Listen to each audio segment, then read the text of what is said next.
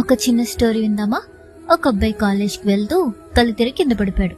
అది చూసిన ఒక అమ్మాయి అబ్బాయిని లేపి, ఏమైంది తమ్ముడు అని అడిగింది. అక్క, ఇంట్లో తినడానికి ఏం లేవక్క, అందుకే ఏం తినకుండా కాలేజ్కి వచ్చేసాను అని అన్నాడు. అప్పుడు అమ్మాయి తన దగ్గరున్న లంచ్ బాక్స్ తీసుకుని ఆ అబ్బాయికి ఇచ్చింది. అందులో బిర్యానీ ఉంది. అబ్బాయి చాలా ఇష్టంతో కడుపు నిండా తిన్నాడు.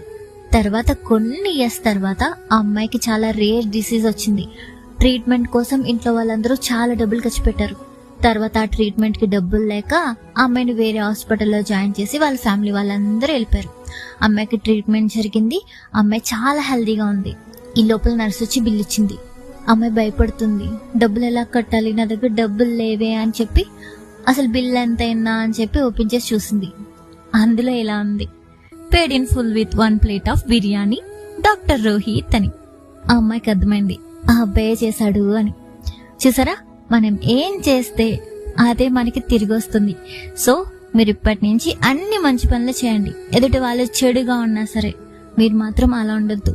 మీరేం చేస్తారో అదే మీకు తిరిగి వస్తుంది అనేది మాత్రం నమ్మండి.